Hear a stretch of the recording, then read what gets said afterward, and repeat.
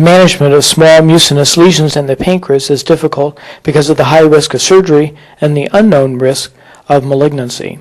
We theorize that ethanol injection into these small cystic lesions lined by a columnar epithelium would result in ablation of the epithelium and evacuation of the cyst. EUS-guided aspiration was followed by EUS-guided injection of ethanol into the cystic cavity. Prior to the injection, the entire contents of the cyst were evacuated, which may require several minutes because of the high viscosity of the fluid. Following the evacuation, 80% ethanol is injected into the cyst cavity, distending the cyst walls. Small bubbles can be seen floating within the ethanol.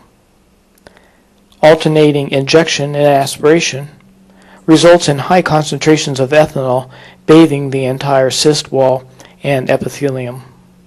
Care is taken to not over-inject the cyst, resulting in extravasation of the fluid outside of the cyst wall and into the pancreatic parenchyma.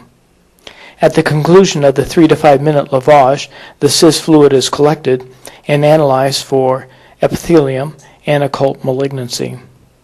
Resection of these lesions reveals small cystic cavities without evidence of hemorrhage, infection, or pancreatitis. The lining of the epithelium is used to examine for the effects of ethanol. Here we are looking at a cystic cavity that was lavaged with ethanol prior to the surgical resection. Small remnants of an attenuated epithelium are seen. There are other areas of the cyst cavity that are completely denuded of an epithelium, and there is no evidence of an organized lining. Furthermore, there is no evidence of pancreatitis, bleeding, or infection.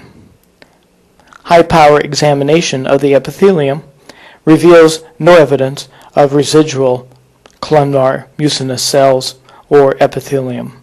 There is complete denuding of the lining. Long-term studies have revealed decreases in the size of the cyst and a loss of CEA concentration.